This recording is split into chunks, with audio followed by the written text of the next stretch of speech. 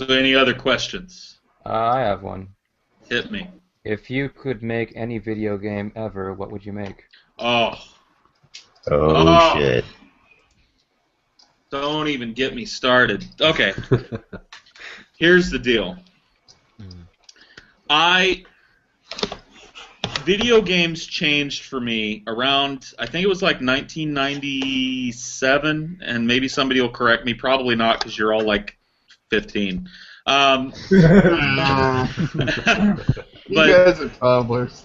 97 was Final Fantasy VII. With life in front of you. Well, yeah, I think it was around that time, but this is a different game. A game came out called Ultima Online. Yes. Oh, yeah. No, I know that game. I've heard of it, yeah. Heard of it. And Ultima World Online... of Warcraft before it.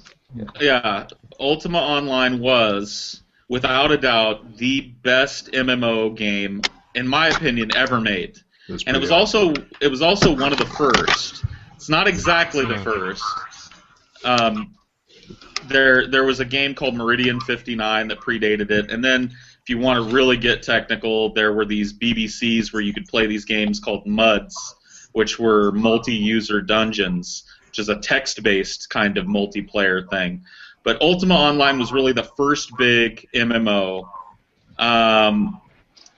and I played that game and absolutely fucking loved it because the developers did something with it that no developer has done since, which is they kind of created this world and created the rules by which you had to play, and then turned people loose and just let them do what they wanted in it.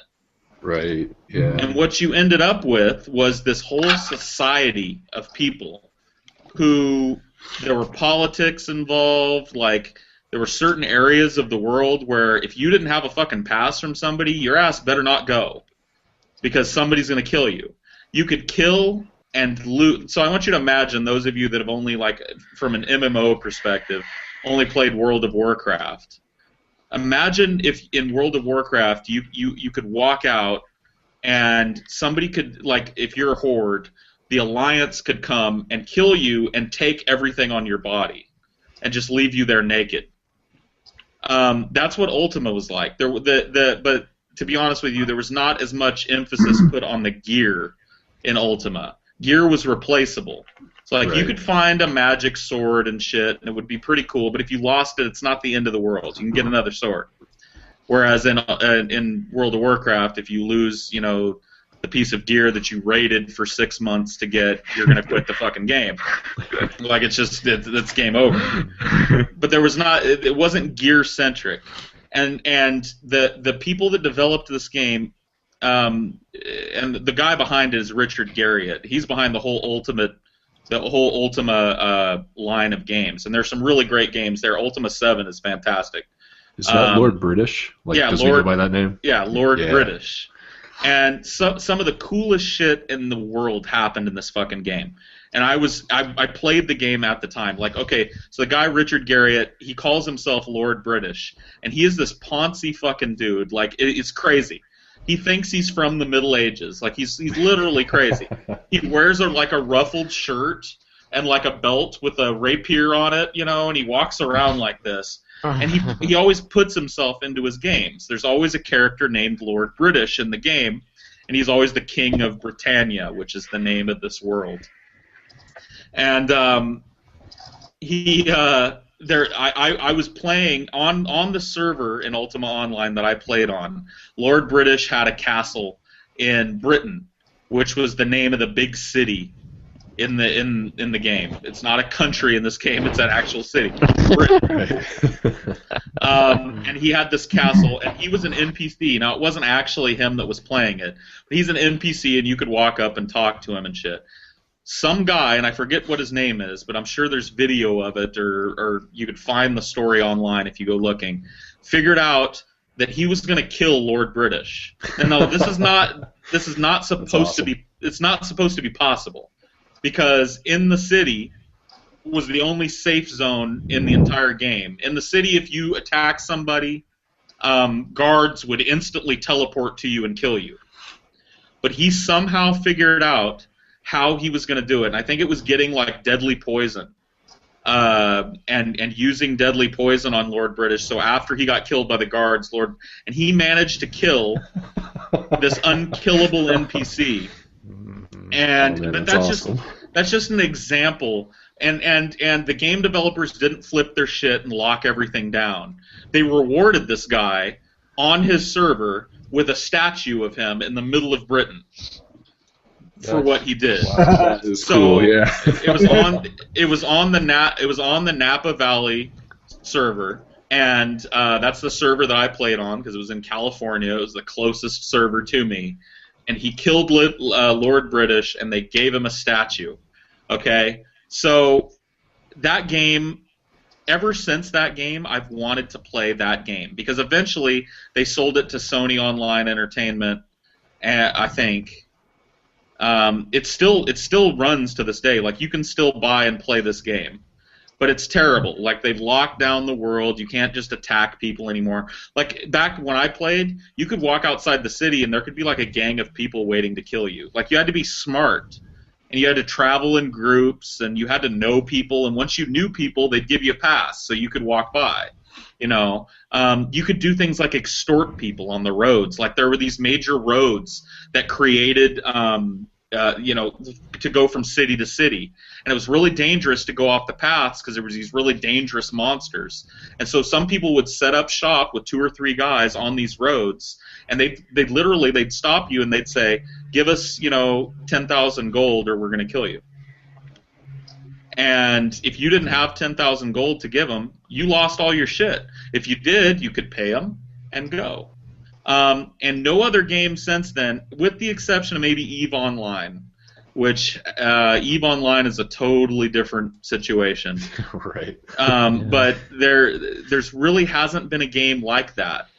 So here's now that I've gone on and on and on forever about a game that almost nobody's ever fucking played. I've played Captain Tree, of course you played it. You're awesome. Yeah. The game that I would create would be a modern MMO set in the Shadowrun universe. Okay? So cool. I love the Shadowrun universe. And have it emulate Ultima Online to the point where there are no GMs, there's no rules. It's like you let the people police themselves. So give people the option to become a policeman. In Shadowrun terms, it would be a member of Lone Star. That's what they call the police in Shadowrun. So let's say you could create a character and you could join Lone Star, and it would be your job to go out and patrol the streets and see if there were people doing bad shit. And if you saw a criminal doing something, as you work your way through the ranks of Lone Star, you've got the authority to kill or capture this person. There are this whole layers of shit that you could do. There are corporations in the Shadowrun universe. Corporations have taken over the world. The whole world is run by these giant corporations. So you could maybe want to be a business guy.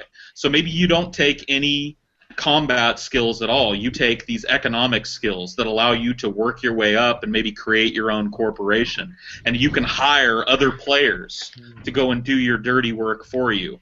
I envision this game that's open, takes place in a giant map, maybe multiple cities, where the players make the decisions and make the political decisions and decide. And every role in the game, you don't have to have an NPC. You don't have NPC police. That's players that do that shit. And I guarantee you, because it happened in Ultima Online. In Ultima Online, the player base was split. There were PKs, or player killers, and anti-PKs. These anti-PKs were guys that would wait and watch the global chat and wait to hear, oh yeah, there's people killing innocent people over by this mine. And they would gather together a posse and ride out and go and try and kill all these criminals. I envision a game like that with a modern engine where the players have the ability to make that type of decision making. If somebody made that game, I would play it literally for fucking ever. It's cool. the only other type of game, the same rules apply. But I would love, if not in the Shadowrun universe, I would love to see a Wild West MMO. Think of the fucking possibilities that you could do in a Wild West MMO with wanted posters. Would it be like an FPS, like you aim and shoot, or would that be like skill based? Yeah. Like skill based. Because that's like an FPS. Because Yeah, make it skill-based where you could aim and shoot, add some RPG elements behind it that maybe, I don't know, steady your aim a little bit, so as you level up, you get a little bit of an assist. But literally, I envision a game where a new guy can kill the best guy in the game if he gets the drop on you. You know what I mean? Yeah. Awesome. Wanted posters. You could have police. You could even allow, and I know that this would be a big, political correctness problem, but you could allow people to play Native Americans. So you could choose to either, it could take place in the Western frontier. You could choose to be a Native American member of a tribe trying to save, your plot of land from this invading horde of white men. And get raiding parties together and raid their settlements. I mean, how cool would that? I want that type of choice. That would be cool.